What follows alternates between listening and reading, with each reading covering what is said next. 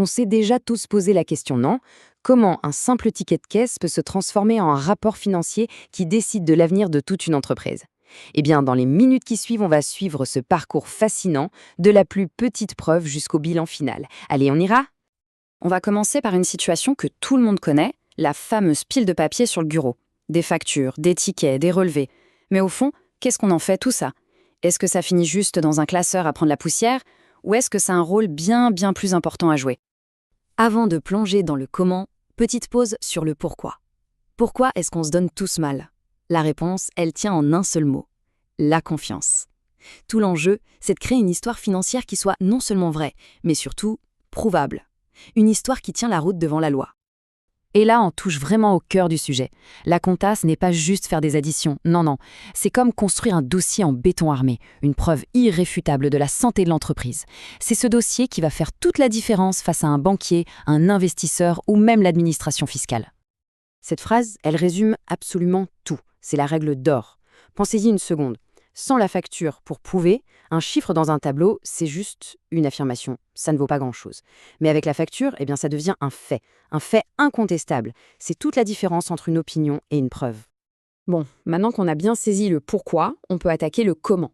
Et tout, absolument tout, commence ici, avec ce qu'on pourrait appeler l'acte de naissance de chaque transaction, la fameuse pièce justificative. Et des preuves, il en a de toutes sortes, que ce soit une facture, un simple ticket de caisse ou une fiche de paye. Chacun de ces documents est une preuve. C'est ce qui ancre une opération financière dans la réalité. C'est ce qui lui donne toute sa légitimité. Et attention, ces actes de naissance ne sont pas à jeter après usage. La loi est très claire là-dessus. Il faut les conserver précieusement.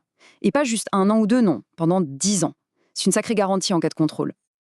Ok, on a notre preuve, elle est validée. Et après, qu'est-ce qui se passe? Eh bien, on commence à écrire l'histoire. Chaque jour, chaque transaction est consignée méticuleusement dans le carnet de bord financier de l'entreprise, le journal. Imaginez un journal de bord, mais un journal de bord qu'on ne peut pas trafiquer. C'est exactement ça. Chaque opération y est inscrite, dans l'ordre, au jour le jour. Et la règle est stricte. Pas de page arrachée, pas de rature. La transparence doit être totale. Regardez bien cet exemple. C'est là que toute la magie de la comptabilité en partie double opère. D'un côté, on a 1 000 € qui entrent à la banque. Ça, c'est le débit, la destination des fonds. Et en même temps, ces 1 000 € ils viennent d'où? D'une vente de produits. Ça, c'est le crédit, l'origine des fonds. L'équilibre est juste parfait. Chaque euro a une origine et une destination. Avoir un journal de bord, c'est essentiel.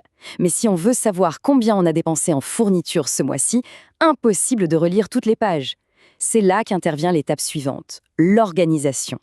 On passe du journal de bord au grand classeur, le grand livre. Et l'image du grand classeur est parfaite. C'est littéralement ça. Chaque dossier est un compte. Un pour la banque, un pour les ventes, un pour les salaires. Et à l'intérieur de chaque dossier, on retrouve toutes les transactions de ce compte et seulement celle-là. L'information est enfin organisée. Le système est donc super malin. Il se fait en 2 temps. D'abord, on enregistre l'histoire au jour le jour dans le journal. Ensuite, on reporte chaque élément de cette histoire dans le bon dossier du grand livre. Comme ça, on ne perd jamais ni l'ordre chronologique, ni la vue par catégorie. Maintenant, arrive le moment de vérité. On a tout enregistré, tout classé, mais est-ce qu'on n'a pas fait une erreur quelque part? C'est le rôle de la balance, un grand contrôle technique, pour s'assurer que nos comptes sont parfaitement équilibrés. La balance, c'est un peu comme la photo de famille de tous nos comptes à un instant T. On liste chaque compte du grand livre et son solde final. Le but, c'est simple, vérifier que personne ne manque à l'appel et que l'harmonie règne. Et voici la première règle d'or de ce contrôle. Si on additionne tous les mouvements débits de l'année, le total doit être rigoureusement identique au total de tous les mouvements crédits.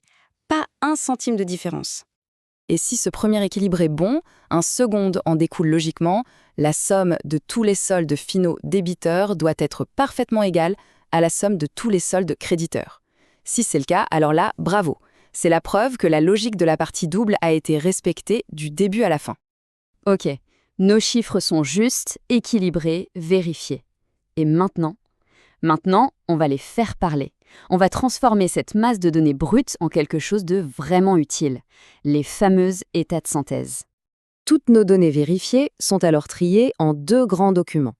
D'un côté, le bilan, c'est la photo de ce que l'entreprise possède et de ce qu'elle doit à un instant précis. De l'autre, le compte de produits et charges, le CPC. Lui, c'est le film de l'année. La question, c'est A-t-on gagné ou perdu de l'argent? Et voilà, la boucle est bouclée. Notre simple ticket de caisse est devenu un élément clé d'un rapport financier complet et fiable. Mais au fond, ces chiffres ne sont qu'un début. La vraie question, la plus passionnante, c'est: quelle histoire est-ce qu'ils racontent sur la santé et sur l'avenir de l'entreprise?